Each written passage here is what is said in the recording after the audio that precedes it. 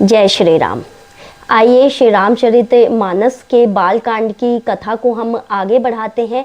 पिछले प्रसंग में हमने जाना कि जो सती जी थी अपने पिता दक्ष के यहाँ जब जाती हैं और क्या देखती हैं कि उनके स्वामी शिव जी का कहीं भी वहाँ पर स्थान नहीं होता उस यज्ञ में, तो वो जो है अपने शरीर को त्याग देती है और जब शिव जी को पता चलता है तो वो वैराग्य धारण कर लेते हैं और श्री राम जी की जो कथा है उनका उपदेश देते हैं, श्री राम जी की कथा का वर्णन करते हैं, जगह जगह जाते हैं और ऐसे ही उनको बहुत साल बीत जाते हैं। श्री राम जी के चरणों में जो उनकी जो प्रीति है और बढ़ती जाती है शिव जी की।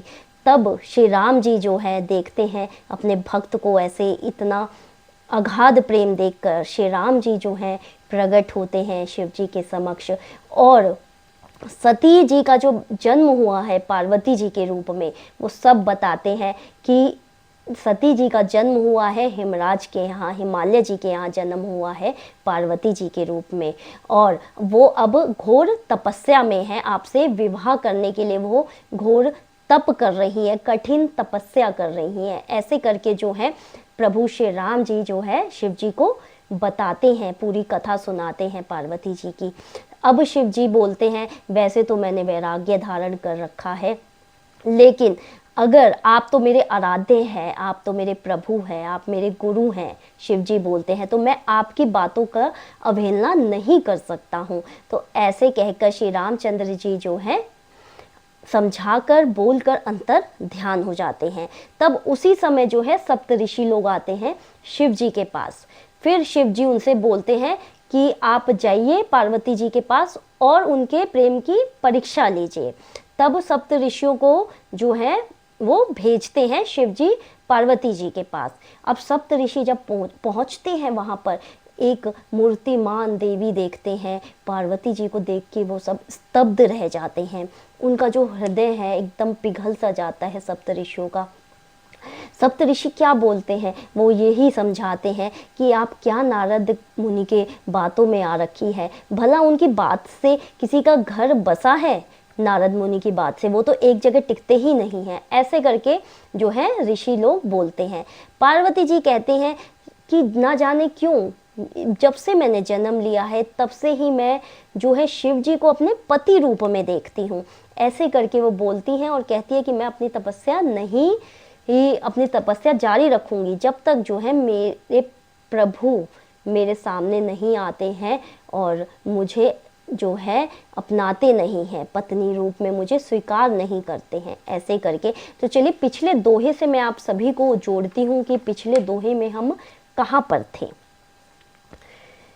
कहाऊं कवन सुख अस बरूपाई, भल भूलहूं ठग के बोराई। अब यहाँ पर क्या कह रहे हैं ऋषि लोग जी, यहाँ पर चौपाई में हमने पढ़ा था कि ऐसे वर के मिलने से कहो तुम्हें क्या सुख होगा। इसलिए बोल रहे हैं क्योंकि वहां पर वो परीक्षा लेने आए हैं ऋषि लोग जी। कहाऊं कवन सुखी अस बरूपाई, क्या सुख प्राप्त होगा आपको। भल भूलहूं ठग के बोराई, ठग के बोराई कि उस नारद की बातों में उसे कह रहे हैं कि कहलावे में आकर आप क्यों अपना जो है जीवन जो है कष्टमय कर रही हैं। पंच कहे शिव सती विवाही, पहले पंच के कहने से शिव जी ने सती से विवाह किया था और पुनि अवडेरी मराही ताही, परंतु फिर उसे त्याग कर मरवा डाला। मतलब वो परीक्षा हेतु आए हैं तो वो ऐसी बातें कह रहे हैं कि पिछले जन्म में देखिए आप शिव जी से आपने विवाह किया तो पंच के कहने से शिव जी ने आपसे विवाह किया और फिर देखिए फिर आपको मरवा दिया, ऐसे करके कह रहे हैं। अब यहाँ पर दोहा है, अब सुख सोवत सोचू नहीं, भीख मांगी भव खाई, सहज एकाकिन के भवन, कबहु की नारी खटाई।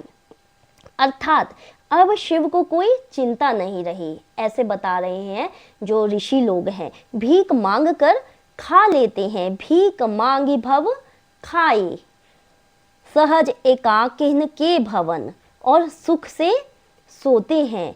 ऐसे स्वभाव से ही अकेले रहने वालों के घर भी भला क्या कभी स्त्रियां टिक सकती हैं। ऐसे बता रहे हैं कि कबहू की नारी खटाई, क्या नारी ऐसे के साथ कभी टिक पाएंगी, घर बसा पाएंगी, कि जो भीख मांग के खाता है। ऐसे बता रहे हैं कि शिव जी के बारे में कि वो तो भीख मांग के खाने में सुख है, सुख मानते हैं, तो उन आप कैसे घर बसा पाएंगी, ऐसे करके। अब आगे चौपाई है। अजहू मानु कहाँ हमारा, हम तुम कहूँ बरु नीक बिचारा। अब भी हमारा कहना मान लो। क्या कहते हैं ऋषि? अजहू मतलब अब, मानहु कहाँ हमारा, हम तुम कहो बरु नीक बिचारा। हम जो कह रहे हैं, हम तुम्हारे लिए अच्छा वर विचारेंगे। क्योंकि हालांकि यहाँ पे जो ऋषि लोग आए हैं वो तो परीक्षा लेने आए हैं, तो वो तो ऐसा कहेंगे ही कि कहते हैं कि शिव जी का जो है आप स्वप्न त्याग दीजिए, हम आपके लिए इससे अच्छे अच्छे वर बताएंगे। अति सुंदर सुचि सुखद सुशीला, गावहि वेद जासु जस लीला। क्या कहते हैं? वे बहुत ही सुंदर है, पवित्र है, सुखदायक और सुशील है, जो हम वर आपको बता रहे हैं, जिसका यश और लीला वेद गाते हैं, वैसा वर हम आपको बताएंगे। गावहि वेद जासु जस लीला, वेदों में भी जिसकी लीलाएं जो हैं बताई गई हैं, हम ऐसा वर आपको बताएंगे। अब आगे क्या है? दूषण रहित सकल गुण राशि, श्रीपतिपुर बैकुंठ निवासी। देखिए अब कौन सा वर बता रहे हैं। कहते क्या उन शिव जी के चक्कर में आप पड़ी हैं, वो तो वैरागी हैं, वो तो भीख मांग के खाते हैं, जोगी हैं, अकाम हैं, उनके चक्कर में मत पड़िए, हम आपको इससे बेहतर रिश्ता बताते हैं।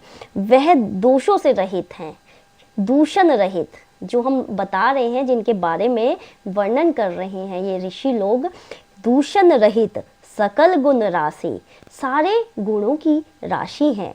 श्रीपतिपुर बैकुंठ निवासी, लक्ष्मी का स्वामी है वो, और बैकुंठपुरी के रहने वाले हैं वो।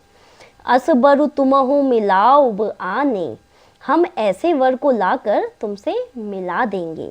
सुनत बिहसी कह बचन भवानी, यह सुनते ही पार्वती जी हंसकर बोली। क्या बोलती हैं? सुनत बिहसी मतलब हंसकर बोलना, बिहसी कह बचन भवानी, भवानी अर्थात पार्वती जी अब क्या बोलती हैं? सत्य कहूँ गिरि भव तनु एहा, आपने यह सत्य ही कहा कि मेरा ये शरीर पर्वत से उत्पन्न हुआ है। हट न छूट छूटे बरु देहा, क्या कहती हैं? इसलिए हट नहीं छूटेगा, शरीर भले ही छूट जाए, हट ना छूट, हट नहीं छूट सकता, क्योंकि मैं जो हूँ हिमालय की बेटी हूँ। छूटे बरु देहा मतलब ये देह छूट सकता है, लेकिन जो मैंने अब मैंने ठान ली है कि मैंने शिव जी को ही अपने पति रूप में माना है, ये नहीं, मैं इससे पीछे हट सकती। कनकौ पुनि पशानते हुई, सोना भी पत्थर से ही उत्पन्न होता है, ऐसे बोल रहे हैं। जोड़ऊ सजऊ न परिहर सो वो जलाए जाने पर ही अपने स्वभाव को नहीं छोड़ता है। जो सोना भी है, सोना जो है पत्थर से ही उत्पन्न होता है, और उसको कितना भी तपा लो, जलाए जाने पर भी, जब हम सोने को इतना भी जला ले लेकिन वो अपना स्वभाव नहीं छोड़ता है। उसी प्रकार से मैं भी जो हूँ हिमालय की बेटी हूँ, और मैं भी अपना जो है स्वभाव नहीं छोड़ सकती, मैं भी हिमालय की तरह दृढ़ हूँ और वो ढीठ हूँ, मैं भी जो नहीं हट सकती, पर्वत विशाल खड़ी रहूंगी हिमालय की तरह ही अपनी बातों पर। नारद बचन न मैं परिहरऊं, बसऊं भवनी उजरऊं नहीं डरऊं। क्या कहती है? अतः मैं नारद जी के वचनों को नहीं छोड़ूंगी। नारद बचन न मैं परिहरऊं, परिहरऊं अर्थात नहीं छोड़ सकती। बसहूं भवनु उजरऊं नहीं डरऊं, चाहे घर बसे या उजड़े, इसमें मैं नहीं डरती हूँ। लेकिन जो नारद मुनि जी ने जो कह दिया, उनकी बात जो है ब्रह्मा भी नहीं टाल सकते, जो लिखा हुआ है वो होकर ही रहेगा। गुरु के वचन प्रतीति न जेहि, मतलब जिसको गुरु के वचन में विश्वास नहीं है, अर्थात वो नारद मुनि जो है उनके गुरु हैं, उनका अपना गुरु मानती हैं पार्वती जी नारद मुनि को। सपनहु सुगम न सुख सिद्धि तेहे, अर्थात उसको सुख और सिद्धि स्वप्न में भी सुगम नहीं होती। जो अपने गुरु की आज्ञा का अवहेलना करता है उसको सपने में भी सुख प्राप्त नहीं होता। पार्वती जी वही कह रही हैं, तो मैं कैसे अपनी इस बात से पीछे हट जाऊं। अब यहाँ पर दोहा है, महादेव अवगुण भवन विष्णु सकल गुण धाम। माना कि महादेव जी अवगुणों के भवन हैं और विष्णु जी समस्त सद्गुणों के धाम हैं, ऐसे बोलती हैं पार्वती जी। विष्णु सकल गुण धाम, जेहि कर मनुरम जाहि सन, तेहि सन काम। अब क्या बोलती है, पर जिसका मन जिसमें रम गया उसको तो उसी से ही काम है। वही बोलती हैं कि भले महादेव जी में लाख अवगुण होंगे और विष्णु जी जो है सुख के धाम होंगे, लेकिन जिसका मन, मेरा मन जो है शिव जी में रम चुका है, ऐसे बोलती हैं पार्वती जी, तो अब मैं उससे पीछे नहीं हट सकती हूँ। सन तेहि सन काम, उसका तो उसी से ही काम बनेगा। जो तुम मिलते हो प्रथम मुनीसा, सुनता हूँ सिख तुम्हारी धरी सीसा। अर्थात हे मुनीश्वरों, यदि आप पहले मिलते तो मैं आपका उपदेश सर माथे पर रखती, परंतु अब तो मैं अपना जन्म शिव जी के लिए हार चुकी हूँ, फिर गुण दोष का विचार कौन करे। अब मैं जन्मू संबुहित हारा, मतलब मेरा जो जन्म है अब मैं शिव जी के प्रति ही मैंने अपने आप को समर्पित कर दिया है। पार्वती जी बोलती हैं, को गुण दूषण करे विचार। अब गुण दोष का कौन विचार करे, जब एक बार अपना जीवन समर्पित कर दिया है मैंने अपने प्रभु के चरणों में, तो अब मैं गुण या दोष या उसका कोई विचार नहीं कर सकती है। कहने का ये भाव है, जो तुम्हरे हट हृदय विशेषी, रही न जाय बिनु के बरेशी। अर्थात यदि आपके हृदय में बहुत ही हट है और विवाह की बातचीत किए बिना आपसे रहा नहीं जाता, तो संसार में वर कन्या बहुत है।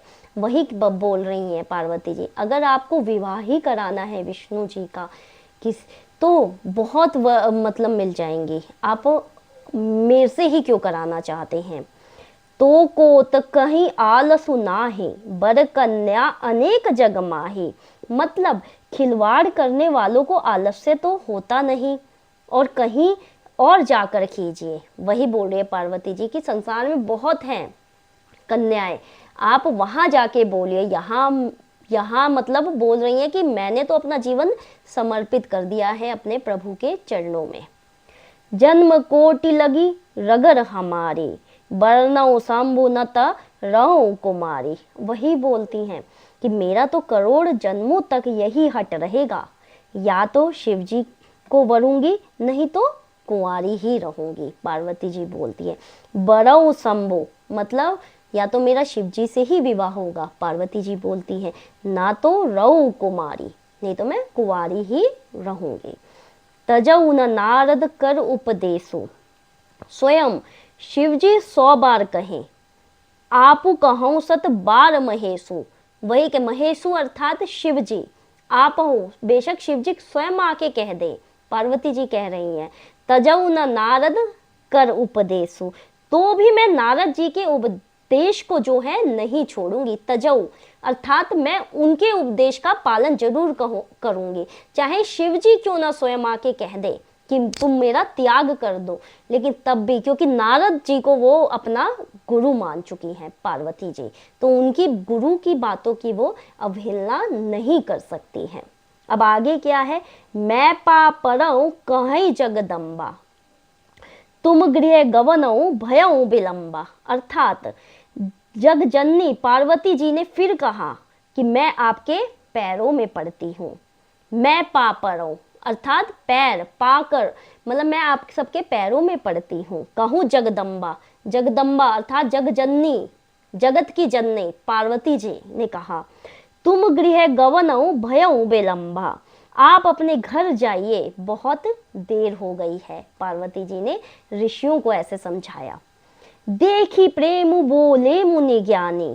शिव जी ने पार्वती जी का ऐसा प्यार देखा, ऐसा प्रेम देखा, प्रेम देखकर जय जय जगदम्बिके भवानी, प्रेम देखकर ज्ञानी मुनि क्या बोल रहे हैं कि हे जगजननी, हे भवानी, आपकी जय हो, आपकी जय हो। ऐसे करके सप्तऋषि जो हैं, मुनि जो लोग हैं, वो बोलते हैं कि उनका इतना अगाध प्रेम देख के पार्वती जी का शिव जी के प्रति, उनके मन से बस यही निकलता है कि आप तो जग जननी है, जगदम्बा है, आपकी जय हो, आपकी जय हो, आप तो जगत की, पूरे जगत सृष्टि के पालन करता है, तो उनको बोलते कि आपकी जय हो।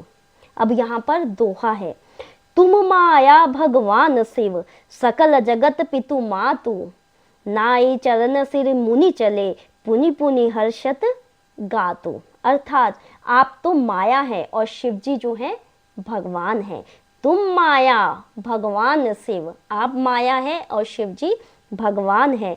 सकल जगत पितु मातु, अर्थात पूरे जगत के आप माता पिता हैं, आप दोनों समस्त जगत के, सकल अर्थात समस्त, जगत पितु मातु, पूरे जगत के माता पिता हैं। नाई चरण सिर मुनि चले, अब सिर नवाकर वो मुनि जी हैं ऐसे बोल के चले जाते हैं। पुनि पुनि हर्षत गातु, अर्थात उनके शरीर जो है बार बार पुलकित हो रहे थे और बार बार वो बोलते जा रहे थे, जगत जननी आपकी जय हो कह के आगे की तरफ चलते हैं। जाय मुनई हिम वतु पठाए, करी बिनती गिर जही गृह लाए। अब मुनि कहाँ जाते हैं, वो वहाँ हिमवान के घर जाते हैं, पार्वती जी के पिता के यहाँ जाते हैं और पार्वती जी के पास भेजा और वे विनती करके उनको घर ले आने के लिए बोलते हैं सप्तऋषि लोग। बहुरी सप्तऋषि शिव पही जाई, कथा उमा के सकल सुनाई। फिर सप्तऋषियों ने शिव जी के पास जाकर उनको पार्वती जी की सारी कथा सुनाई कि देखिए शिव जी ने तो सप्तऋषि जी को भेजा था पार्वती जी की प्रेम की परीक्षा लेने के लिए, और उनका इतना अगाध प्रेम देख के सप्तऋषि जी जो हैं जय हो करने लगते हैं जगत जननी की, और वही सारी बातें वो जो हैं शिव जी को आकर बताते हैं। भय मगन शिव सुनत स्नेहा, हर्षि सप्तऋषि गवने गेहा। पार्वती जी का प्रेम सुनते ही शिव जी जो है आनंद मग्न हो गए। हर्षि सप्तऋषि गवने गेहा, सप्तऋषि प्रसन्न होकर अपने घर को अर्थात ब्रह्मलोक को चले गए सप्तऋषि बोलकर।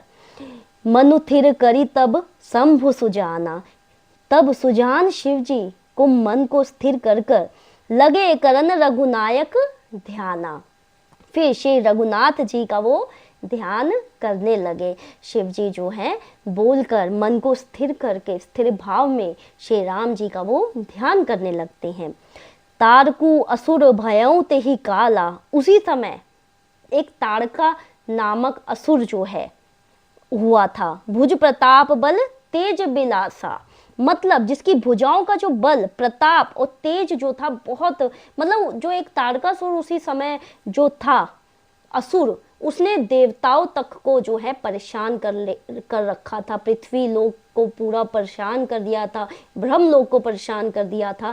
तारकासुर नामक यहाँ पर एक दैत्य हुआ था, उसको वरदान भी मिला था कि वो किनसे मरेगा, वो शिव जी और पार्वती जी का जो पुत्र होगा वो उसी के हाथों उसकी मृत्यु होगी।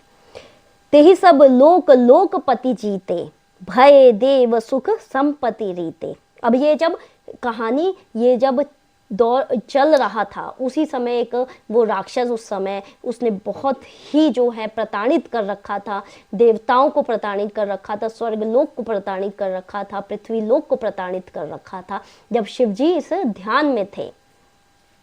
तेहि सब लोक लोकपति जीते, उसने सब लोक और लोकपालों को जीत लिया। भय देव सुख संपत्ति रीते, सब देवता सुख और संपत्ति से रहित हो गए। मतलब उस राक्षस का जो था प्रकोप, तारकासुर नामक राक्षस जो था वो बहुत ही भयानक था।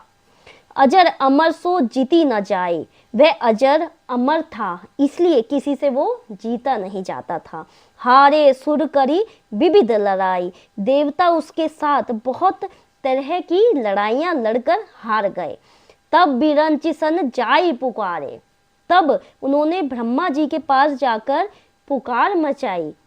देखे विधि सब देव दुखारे, ब्रह्मा जी ने सब देवताओं को दुखी होकर देखा। अब देवता जो है ब्रह्मा जी के पास जाते हैं। देखे विधि सब देव दुखारे, सब ब्रह्मा जी देखते हैं सब देवताओं का ये हाल जो है उस राक्षस ने कर रखा है।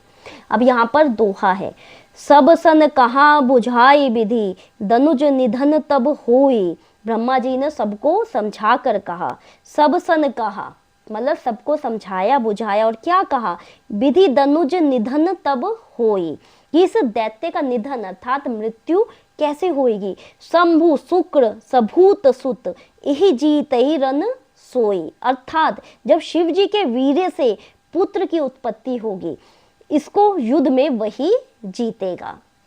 देखिए यहाँ पर इस समय देखिए शिव जी जो है वैराग्य धारण करके तपस्या में लीन है, और यहाँ पर आतंक हो रखा है उस राक्षस का, और उसको वरदान है कि वो शिव जी के उत्पन्न पुत्र से ही मारा जाएगा। शंभु शुक्र अर्थात शिव जी के जो वीर्य से जो पुत्र प्राप्त होगा वो ही उसे युद्ध में जीत पाएगा इस असुर को।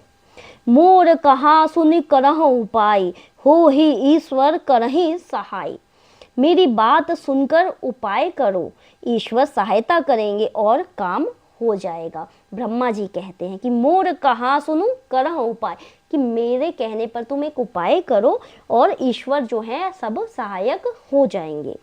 सती जो तजहि दक्ष मख देहा, सती जी ने जो दक्ष के यज्ञ में देह का त्याग किया था। जन्मी जाए हिमाचल गेहा, उन्होंने अब हिमाचल के घर जाकर जन्म लिया है। वो ब्रह्मा जी सब देवताओं को यही बताते हैं कि अब जो है पार्वती जी का जन्म हो गया है, अब बस शिव जी को मनाना बाकी है कि वो विवाह कर ले पार्वती जी से, जो सती थी पिछले जन्म में शिव जी की पत्नी थी, अब वो पार्वती के रूप में जन्म लिए हैं हिमालय के घर में।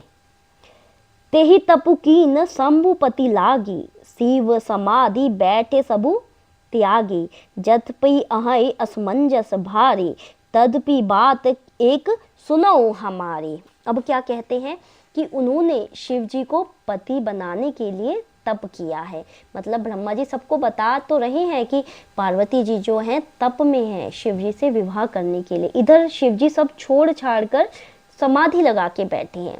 यद्यपि है तो बड़े असमंजस की बात है, तथापि मेरी एक बात सुनो। ब्रह्मा जी कह रहे हैं कि तदपि बात एक सुनो हमारी, मेरी एक बात सुनो। जदपि अहै असमंजस भारी, यहाँ पे असमंजस की बात है कि शिव जी जो है तप में बैठे हैं, ध्यान में बैठे हैं, और यहाँ पर पार्वती जी जो हैं वो भी तप में बैठी हैं शिव जी को पति रूप में पाने के लिए। पठहो कामु जाय शिव पाही, तुम जाकर कामदेव को शिव जी के पास भेजो। देखो ब्रह्मा जी उपाय बता रहे हैं देवताओं को कि वो कैसे शिव जी का जो ध्यान है वो भंग हो जाए। करे क्षोभु शंकर मन माही, वे शिव जी के मन में क्षोभ उत्पन्न करे, उनकी समाधि को वो भंग कर दें, ताकि देवता जो है अपनी परेशानी को बता पाए कि एक असुर ने ऐसे ऐसे आतंक फैला रखा है। तब हम जाए शिवहि सिर नाई, तब हम जाकर शिव जी के चरणों में सिर रख देंगे। करवाओ विवाहु बरी आई, और जबरदस्ती विवाह करा देंगे, मतलब वही बोल रहे हैं कि पहले तो हमें शिव जी की जो समाधि है वो भंग करनी पड़ेगी। उसके लिए क्या करना पड़ेगा, उसके लिए हमें कामदेव को भेजना पड़ेगा, ऐसे बोलते हैं। पटहु कामु जाय शिव पाहे, मतलब शिव जी के पास भेजो, उस कामदेव को भेजो, वो जरूर उनकी समाधि को है भंग कर देगा। ए विधि भलऊ देव हित होई, इसी प्रकार से ही देवताओं का भला होगा, और कोई दूसरा उपाय नहीं है। मत अति नीक कहूँ सबु कोई, और सबने कहा यह संपत्ति बहुत अच्छी है, मतलब जो आपने बोला है ये मत बहुत ही हमको बहुत ही अच्छा लग रहा है, देवता ये कह रहे हैं ये उपाय बहुत अच्छा लग रहा है। अस्तुति सुरह कीने अति हेतु। फिर देवताओं ने बड़े प्रेम से स्तुति की। प्रगटहु भीष्म बाण शशकेतु। तब 5 बाण धारण करके विषम बाण को धारण किया। प्रगटो विषम बाण, मछली के चिन्ह युक्त ध्वजा वाले जो कामदेव है वो प्रकट हो गए। 5 बाण के धारण करने वाले, जैसे उन्होंने आवाहन किया वैसे ही कामदेव जो है प्रकट हो गए। प्रगटो विषम बाण छचकेतु, अर्थात कौन? अब कामदेव जो है वो प्रकट हो गए हैं। अस्तुति सुरहि कीने अति हेतु। फिर देवताओं ने बहुत प्रेम से स्तुति की। किसकी स्तुति की? और 5 बाण धारण करने वाले स्तुति करके कामदेव को बुलाया। अब यहाँ पर दोहा है। सुरह कही निज विपत्ति सब, सुनी मन की न विचार। शंभु विरोध न कुशल मोही, बियसी कहूँ अस मार। अर्थात देवताओं ने कामदेव से अपनी सारी विपत्ति कही। सुरह कही निज विपत्ति सब, कहना किससे? सुनी मन की न विचार। फिर कामदेव ने मन में विचार किया। सुनी मन की न विचार, ये सब सुनकर जब देवताओं ने अपनी विपत्ति बताई कामदेव को, तो मन ही मन कामदेव ने विचार किया। शंभु विरोध न कुशल मोही, मतलब विचार किया और हंसकर क्या बोलते हैं कि शिव जी के साथ विरोध करने में मेरी कोई कुशलता नहीं है। बिहसी कहे अस मार, हंसकर बोलते हैं। कामदेव क्या बोलते हैं हंसकर कि मैं शिव जी के साथ बैर नहीं कर सकता। मतलब शिव जी के साथ बैर करना तो खुद एक बहुत बड़ी बात है, मेरा विनाश निश्चित है। इसका मतलब कामदेव यही कहना चाह रहे, शंभु विरोध न कुशल असी, शंभू जी से जो विरोध करेगा बियसी कहीं अस मार, वो तो मारा जाएगा। हंसकर कामदेव जी यही बोल रहे हैं। अब आगे का जो प्रसंग है हम अगली कथा में सुनेंगे। तब तक के लिए जय श्री राम।